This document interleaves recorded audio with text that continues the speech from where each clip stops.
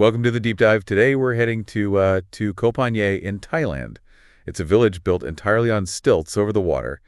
And from what we've gathered from the articles and resources you sent us, you're looking for something a bit out of the ordinary. Yeah, Koh Phangan definitely is unique. It's really fascinating how this village came to be. So, over 200 years ago, you have this group of nomadic Indonesian fishermen, and they were led by Tobabu. And they were looking for, better fishing grounds, naturally. So they just happened upon this spot. Well, yeah, they came across this sheltered area in Fonga Bay, surrounded by those amazing limestone cliffs.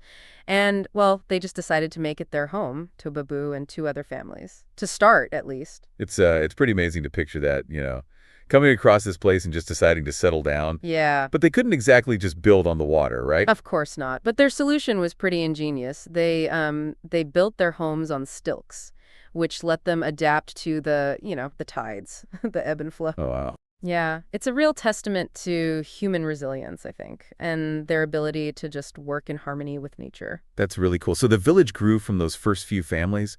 It's hard to imagine a whole community, like all on stilts. Right. And it's not just homes either. There are shops and a school and a mosque all connected by these walkways, narrow wooden walkways. Life there is really intertwined with the water. It's really unique. One of the things that stood out to me in the research was the story of the floating football pitch. The floating football pitch. Yeah.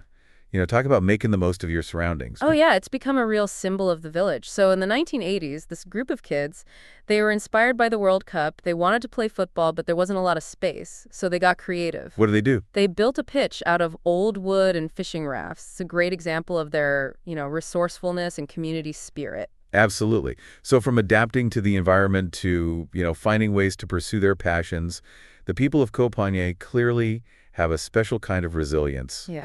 So how does this all kind of play into Koh Phangan today? Well, Koh Phangan today is at an interesting intersection, I think. Fishing is still really important to them. It's a core part of their identity and livelihood. But the village has also become a popular tourist destination. People want to see this unique way of life. And I can see why. The sources really highlighted the mark, all the colorful souvenirs and those delicious-sounding seafood restaurants all floating above the water. It must be an incredible cultural experience. It is, but it's crucial to approach tourism responsibly. Yeah. You want to support the local economy, but you also have to respect their traditions and way of life. Absolutely. It's about appreciating the culture without, disrupting it. So for anyone who's already adding this to their travel list, how do you actually get to Koh Phangan? Well, it's mainly accessible by boat Okay. from either Phuket or Krabi, and the journey itself is pretty scenic. It takes you through Fonga Bay.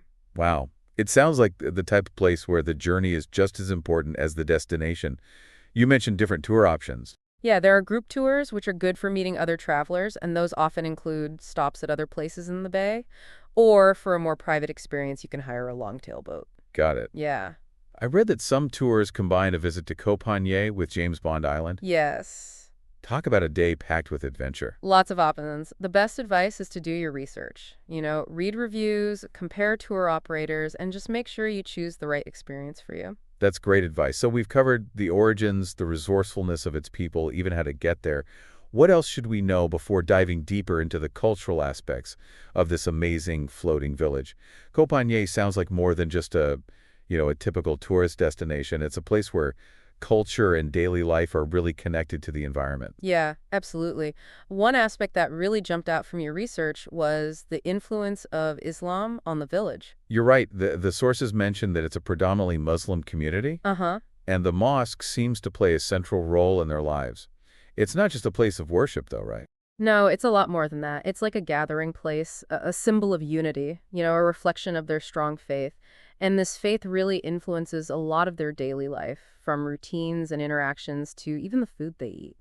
That makes sense. Speaking of food, the sources talked about fresh seafood in Koh Phangan. Of course, fishing is so important to their history and culture. It's how they survived for a generation, and it's still a way of life for many. Just imagine fish caught that morning, prepared with, traditional recipes, all enjoyed overlooking the bay. Wow, that sounds incredible. And you mentioned floating restaurants, so I'm picturing myself enjoying all those flavors surrounded by Fonga Bay.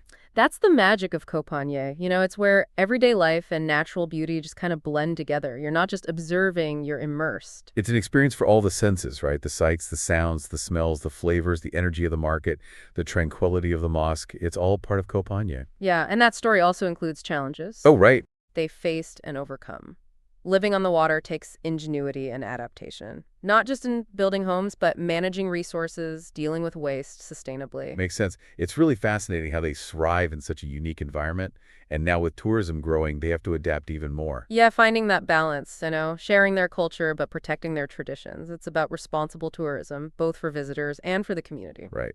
So for those of us planning a trip to Koh Phangan, what are some things to keep in mind to be respectful visitors? Well, it's a Muslim community, so dressing modestly is important, like covering shoulders and knees. Good advice. What about interacting with locals? I imagine learning a few Thai phrases would be helpful. Absolutely. Even just sawasdi, it means hello, goes a long way. And remember, in the markets, haggling is part of the culture. Oh, right. But, be respectful, be fair. Good point. A smile and a friendly attitude can make a difference. Exactly. Koh Phangan is known for its warm hospitality. So embrace it, engage with the locals, ask questions, be open to learning. Remember, you're not just there to see, you're there to experience. I love that. And one detail I found interesting, many villagers speak Malay as well as Thai. Yeah, that's a connection to their Indonesian heritage, a reminder of the journey that brought them to Koh Phangan. That's really cool. Yeah, those little details make travel so enriching. Now, we've talked about the history, the culture, responsible tourism, but there's one thing we can't forget: the floating football pitch. Oh, you're right. It's more than just a sports venue. It's a symbol of the spirit of Koh Phangan. I'm excited to learn more about the team, their successes, and what it's like to play football on a pitch that floats on the water. We've talked about Koh Phangan's history and that unique way of life and how important responsible tourism is. And now it's time to dive into the heart of the village.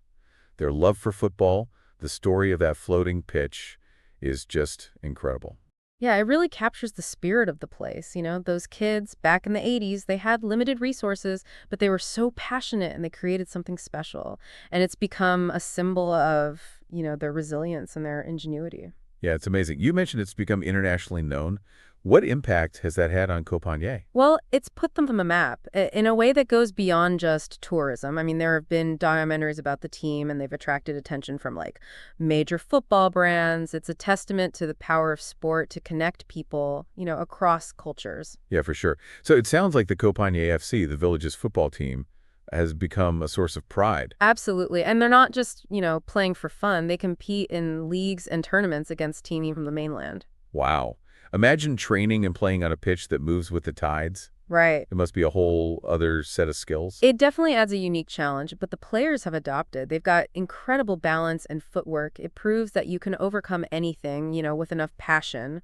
It's pretty inspiring. So as we wrap up our deep dive into Koh Phangan, what are some of the key takeaways you hope our listener will remember? I think Koh Phangan is a place that really challenges our perspectives on what's possible. It reminds us that human resilience knows no bounds, and we can find harmony with nature in unexpected ways. We've seen how the villagers have adapted to their environment, how they've held on to their traditions, and how they've excelled in a sport you wouldn't typically associate with a floating village. Yeah.